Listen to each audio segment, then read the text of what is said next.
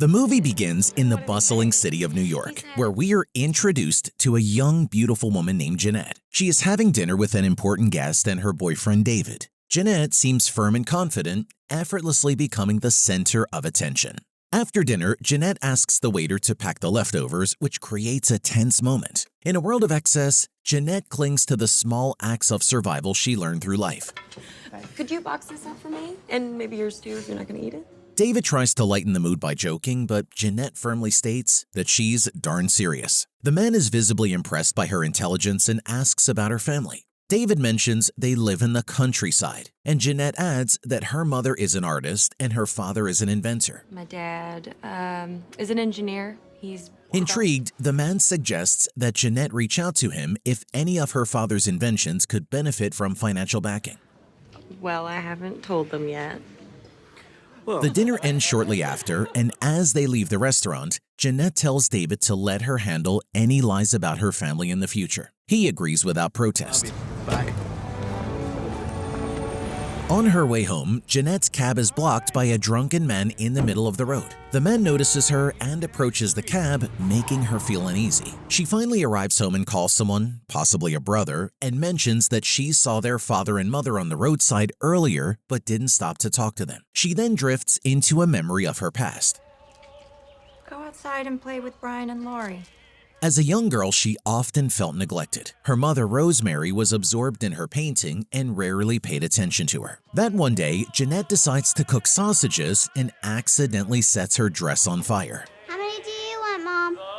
2, please. Childhood shouldn't be about survival, but for some kids, even a simple act like making food becomes dangerous because no one is watching. And sometimes the scars aren't just on the skin, they're emotional. She screams for help and her mother rushes to her aid. For a moment, Rosemary's art took a backseat to the child she often forgot. Soon after, Jeannette is taken to the hospital to get her wounds bandaged. Shortly after her parents arrive and the doctor notices that the other siblings also have injuries and seem somehow malnourished. The doctor, clearly puzzled, confronts her father Rex about the family's unstable living conditions that he so far have noticed. Thus, Rex becomes defensive and even talks arrogantly to the doctor. Now, my family won't eat for 3 months so that you can drive a Cadillac. He was shortly summoned outside by the woman to talk about the children's condition. Later, Rex devises a plan to sneak Jeannette out of the hospital. He enlists Brian, Jeannette's brother, to distract the nurses while he retrieves her. Rex's love was fierce, but his choices were always a double-edged sword. The family shortly drives away with Jeannette, who is still recovering from her burns. The family is nomadic, constantly moving from place to place. So even after running away, Rex drives to nowhere in specific. He talks about his dream of building a glass house for the family with glass ceilings so they can see the stars at Can I night. have glass walls on a glass ceiling? Of course. Shortly after, Rosemary hands the children a book to read, but Jeannette mentions that the doctor said children should attend regular school. This angers Rex, who insists that life itself is the best teacher. To prove his point, he drives off the main road onto a bumpy path, giving the family a rough but exhilarating ride. Rex's lessons were always a mix of chaos and wonder, leaving the children breathless and bruised. They eventually stop and Rosemary becomes captivated by a tree, deciding to paint it. The wind's been beating that tree down since the day it was born. That night, Jeannette wakes up in pain from her burns. Rex builds a campfire and explains to her the concept of the boundary between turbulence and order, comparing it to life's unpredictability. He removes her bandages, revealing the severity of her wounds. But Jeannette remembers this moment fondly despite the pain. There. How's that feel? In the present, Jeannette lies awake at 5 a.m., unable to sleep. The past doesn't slumber. It waits in the shadows, ready to remind you of what you've escaped. By morning, she dresses in her elegant clothes, a stark contrast to her parents' lifestyle. David tries to cheer her up by surprising her with a new chair, but Jeannette is preoccupied. You're not wiggling. There you go. She is meeting her mother for lunch and plans to tell her about her engagement to David. However, she fears Rosemary will react poorly. At a Chinese restaurant, the mother and daughter meet. Rosemary behaves erratically, pocketing sugar packets and looking disheveled. Poverty leaves its mark, even in the smallest gestures. Their conversation is strained, and when Jeannette offers financial help, Rose pridefully refuses. I I have a little bit of money now. I can help you if you want. Jeannette shows her the engagement ring, but Rose responds with dismissive comments, belittling David. The meeting ends on a sour note. It's gonna kill him. The memory shifts again to Jeanette's teenage years. The family is still nomadic, and Rex continues to drink heavily. But years pass without their situation changing. Now, there's not enough room in the cab. Today, they visited a swimming pool, and Rex decided to teach Jeannette how to swim. He initially supports her in the water, but suddenly lets her go, forcing her to struggle. Rex's love was a storm. Sometimes it lifted you, sometimes it drowned you. This line hits hard because so many people grew up with parents who loved them the only way they knew how, in bursts of chaos. That kind of love leaves you wondering, was it ever safe to trust it? After pulling her out and throwing her back in, Jeannette accuses him of trying to kill her. Touch me! You tried to kill me! Rex insists he was teaching her to face her fears. Their moment escalates when Rex gets into a physical altercation with the pool supervisor, choking him until he surrenders. Back at the house, Rose announces they are leaving for Welch to escape the police that may come to them due to Rex's altercation. She packs their belongings and gathers the children, but Rex refuses to join them to leave. They wait for him in the car and even call out to him. Rex! Despite him giving them deaf ears, Jeannette goes in and convinces him to come. He then agreed and carried her on his back to the car. He's alive. Oh, thank God. The family drives off, seemingly united once more. That's the toxic cycle of hope. Even a moment of tenderness can make you forget years of pain for a while. In the present, Jeannette and David are on their way to Rex's place to share their marriage decision. David is nervous and constantly wiping sweat from his forehead and hands. Yeah, I'm not to be bullied by him. I know you're not. I will not be bullied. Hey, When they arrive, Rex is initially upset with Jeannette for ignoring him earlier, but she apologizes, and she shifts his focus to David, making all those rude comments. Shortly, Rex invites them into the house and everyone gathers. Brian is now grown up with his signature red hair, and Lori, the quiet one, is also there. Maureen, the youngest, is present as well. While they talk, Rose and Rex corner David and begin to bully him. You wax or you got alopecia? Jeannette hasn't even told them about the marriage yet, but it's clear Rex disapproves of her choice. He even goes as far as asking how long David will last in their family. Finally, unable to hold back, Jeannette tells them she is indeed happy, and that should be reason enough for them to respect her decision. Back in her memory, after arriving in Welch, the family is disheartened to see how things have deteriorated. Poverty is rampant, and people are struggling to survive. Gosh, things have gone downhill a bit. When they reach Rex's family home, his mother embraces him and her grandchildren. At dinner, the table is crowded, but it's clear their living standards are far from stable. Suddenly, when Brian spits out some food, his grandmother slaps him for his lack of table manners. This upsets Jeannette, but she feels powerless to intervene and defend her brother. You listen to your daddy, girl. At midnight, Jeannette wakes up and finds Rex in the living room, drinking and reassessing his design for the glass house he plans to build. Jeannette approaches him and looks at the design with passion, as if she could magically build it right here and now. He promises first thing in the morning he will find a place where they can lay their foundation, and it makes her smile once again. First thing tomorrow, I'm gonna search this whole town for the... Shortly after, they move into a rusty house in the countryside, away from Rex's family. For a while, things look up, and the family feels hopeful again. They begin digging the foundation for the glass house and quickly turn the house into a warm home. However, as time passes, with Rosemary frequently getting pregnant, survival becomes a struggle once more. They barely have enough to eat, and Rex, as always, fails to keep his daily promises. One night, Maureen woke up hungry. Jeannette opens the fridge and finds a bit of butter, which she mixes with sugar and gives to the toddler. Brian and Lori also wake up hungry but find nothing to eat. Frustrated, Lori turns and snaps at Rex, saying they are so poor that their toddler is eating butter. If Captain Fantastic was about idealistic rebellion, the Glass Castle shows what happens when the rebellion forgets to feed its children. Rose also came from upstairs and, instead of being ashamed, is angry that the butter is gone. Rex suggests he will go to the store to buy eggs and take money from Rose. Okay, I'll be back in an hour with the feast. However, after he leaves, they wait for hours for him to come home. He returns 10 hours later, drunk and empty-handed. Everyone is asleep except Jeannette, who notices his forehead is bleeding and his shoulders are wounded. She asks if she can help, and Rex suggests she stitch his wounds with a needle and thread. Yeah, that don't look good.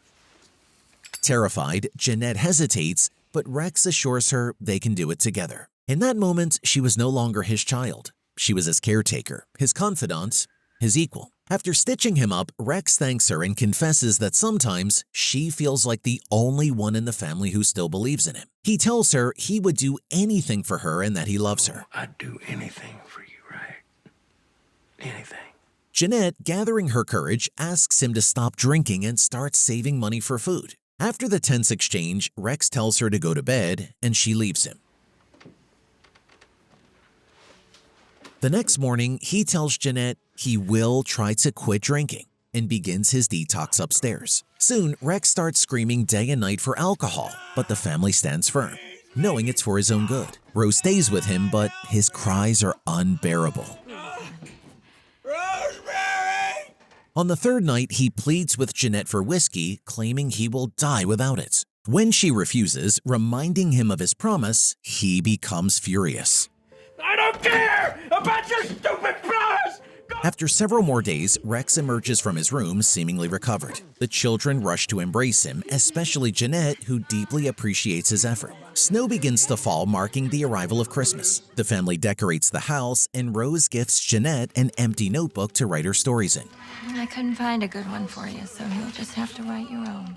That night, Jeannette and Rex lie in the snow, counting stars. He then gives her a star, telling her how much he loves her. Back in the present, the family is still gathered in the house. Rose admits she actually likes David, but a drunken Rex gets into an argument with him in the living room. Created by all you fat cats to make yourselves richer. Rex, who despises capitalism, lashes out at anyone associated with it. The argument escalates, prompting Jeannette to suggest they leave since David has also been drinking. After much resistance, David accepts the challenge and wins, earning cheers from everyone. But the moment sours when Rex does something unexpected. The altercation ruins the night, leaving David feeling disrespected and furious. At home, he tells Jeannette that if they are going to marry, nights like this cannot happen again. He loves her but refuses to tolerate this level of chaos. I can't have any more. Once again, in Jeanette's memory, the family is packing up. This time, Rose's mother has passed away and only the adults are leaving. The children, left behind at their grandparents' house, a place they already dislike, are given strict rules by their cold and unwelcoming grandmother. They stay in their father's childhood room where they find a box filled with poems Rex wrote as a boy. Reading them, the siblings share a rare moment of bonding. There might be more than this blanket of black dust. The next day, Jeannette overhears Brian whispering, "No," to their grandmother. Alarmed, she enters the room and finds their grandmother trying to force Brian to remove his pants. Furious, Jeannette screams for Lori, and together they pull Brian away. When Lori tries to de-escalate, their grandmother slaps her, triggering the sisters to fight back. Nobody messes with our brother! Their uncle soon intervenes, breaking up the fight. Rex and Rose are called to take their arrogant children away. Enraged, Rex refuses to hear their side of the story or acknowledge what happened to Brian. Disappointed, he drops them off at the run-down house and heads out to drink, breaking his 2-month sobriety. Jeannette begs him to stay, but he pushes her aside and drives off. The next morning, the children wake up to their parents arguing over Rex's drinking. Losing control, Rex smashes Rose's painting supplies and destroys her canvas. Terrified, Rose runs upstairs, but Rex chases after her. Meanwhile, Jeannette and Lori take Brian and Maureen outside to play. Suddenly, they hear their mother screaming for help. Rushing upstairs, they witness a terrifying scene. Don't let her fall! What did you do? They manage to pull Rose back inside as she screams that Rex is trying to kill her. He insists she jumped on her own. As the parents' fight continues, the children watch, traumatized. But then, shockingly, the fight turns into affectionate cuddling, leaving them utterly confused. You are one hell of a woman. Later, Rose comes downstairs and begins repairing the broken painting. Jeannette, meeting her mother's gaze, bluntly tells her she needs to leave Rex. After reflecting on how Rex supported her art, Rose confesses she can't leave him. Jeannette walks away, deeply disappointed. That night, as Jeannette writes in her notebook, she glances at the dug-up ground where Rex once promised to build a glass castle. Turning to her siblings, she tells them their family will never change. She suggests they save up and leave when they come of age. They seal their promise with linked pinky fingers. Getting the heck out of here.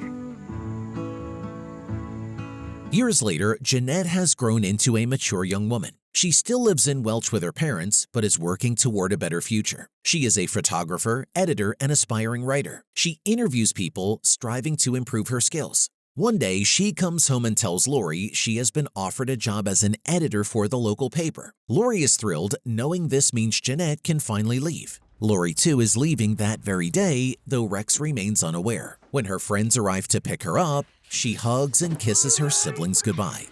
All right, bye. Love you.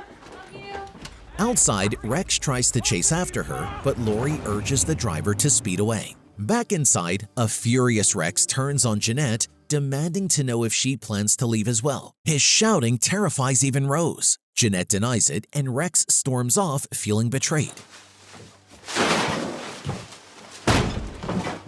Later, as Jeannette takes out the trash, she notices the once dug area for the glass castle has become a dumping ground, a clear symbol of Rex abandoning his dream and hers. Lori settles into college and hopes Jeannette can join her soon. She shares Jeannette's writings with a professor who takes an interest in her work. Jeannette, eager to escape, has saved enough money to leave, but fears Rex won't let her go. One night while on the phone with Lori, she hears glass shattering upstairs and tells her sister to call back later. Rushing up, she finds Rex has broken a window in frustration. He has just received news that their grandmother has died. At the funeral, everyone bids farewell, but Rex seems especially affected. On their way back, Jeannette asks Rose if her grandmother ever did anything to Rex, something like what she did to Brian. But nothing excuses Rex's behavior, his volatile temper, or his failure as a father. In an attempt to comfort him, Jeannette visits him at a bar, but he is too drunk to be consoled.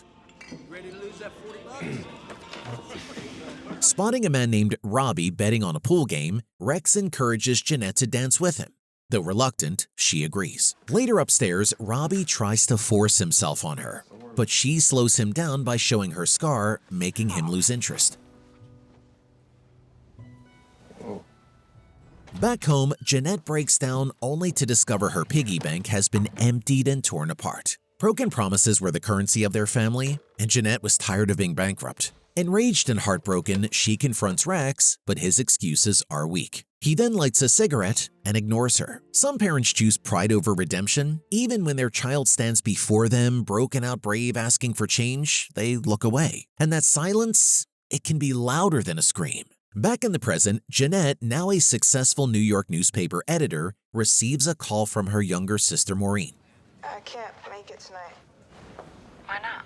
Maureen reveals she is moving to California and won't be able to attend Jeannette's engagement party. Maureen feels somewhat outcasted from her sisters, mentioning they were never close with her. At the party, the siblings discuss Maureen's move to California. They understand she is trying to distance herself from their parents and are happy for her. Thank you so much for coming. Who needs more bubbly? We do. Suddenly, Rex and Rose arrive unannounced and uninvited. Jeannette is uncomfortable but tries not to disrupt the event. Congratulations, honey. After a few drinks, Rex starts chatting with David's father and family. Jeannette pulls him aside to talk privately. In a bedroom, she tells him it's clear he acts like a child whenever someone leaves. Rex fights back, telling her this lifestyle isn't for her, and she should call off the wedding with David. Even though Jeannette insists she likes her life, Rex argues with her. You were born to change the world, not just add to the noise. Rose enters the room and asks what they're discussing. Jeannette confronts her, asking why she suddenly likes David now. Amidst the conversation, Rose reveals that she and Rex want Jeannette to give them money to buy land. Her brother sold his half of their mother's land in Texas, and they need about $1 million to buy it back. Jeannette realizes that if her uncle's land is worth that much, Rose's must be too. How much? No, let's not get into it. About $1 million. Remembering how they starved in the rusty house while their parents sat on a fortune, Jeannette snaps and leaves the room. Rex follows her, but she breaks down and speaks loudly. She tells him they had to take care of themselves and save money because he was too drunk to provide. Finally, she says she doesn't want any of his nonsense anymore and doesn't want to see him unannounced or uninvited ever again. It was your job to protect us, and you didn't even try. For the first time, she chose herself over the man who taught her to dream. I don't want you in my life. Jeanette, you did I not don't mean want you that. to call. The night ends and Jeannette reminisces about her past while sitting on her bed. She remembers leaving Welch and saying an emotional goodbye to Maureen. Her plan was to go to New York and join Lori, but Maureen was left with their incapable parents. Rex tried to convince Jeannette to stay with the old glass castle dream, but she firmly told him she would leave even if she had to hitchhike. If the bus breaks down, I'm gonna walk. Unable to stop her, Rex tearfully watched his favorite child leave, leaving him with only the youngest. Back in the present, the now married Jeannette still lingers on her past. She wakes up early preparing for breakfast. David reminds her they have an important dinner with a businessman, and she, distracted, assures him she remembers. After he leaves, the house phone rings. It's Rose, leaving a voicemail. Rex is sick and she wants to talk to Jeannette as soon as possible. On her way to work, Jeannette meets Rose, who explains that after Jeannette confronted Rex at the engagement party, he asked Rose if she thought he talked too much. This stemmed from Jeanette's comment that talking isn't trying. After Rose agreed, Rex stopped speaking entirely and hasn't said a word in a week. At last, silence was Rex's final rebellion, a quiet protest against the world he was never able to conquer. Rose believes he will die if Jeannette doesn't come home to heal his heart and give him a proper goodbye. You have a right to be angry. You think I don't know that? However, deeply heartbroken and unable to heal from the parents she feels unlucky to have, Jeannette replies that she said goodbye a long time ago. She leaves Rose standing there, alone. Later, Jeannette meets with her siblings, Brian and Lori, to share what her mother told her about Rex. They too have heard the news and inform her that the doctor told Rex he has a month to live, if he stops drinking and smoking, which he won't. He doesn't look good. You have to go see him. They don't feel particularly sad and casually share this information with her. However, they think she should go and see him because at one point, he was a good father to her. This conversation triggers another memory from her college days when she was unable to continue her education due to a lack of money. Her father traveled from Welch to New York and met her at her dormitory. Jeannette was embarrassed to face him, expecting him to say, "I told you so," or something along the lines of her not belonging there. Instead, Rex surprises her with a miracle. He throws all the money he brought onto the bed, along with 100% mink he brought for her to sell. And Jeannette can't believe he did this to help her pursue her dreams. You did this for me?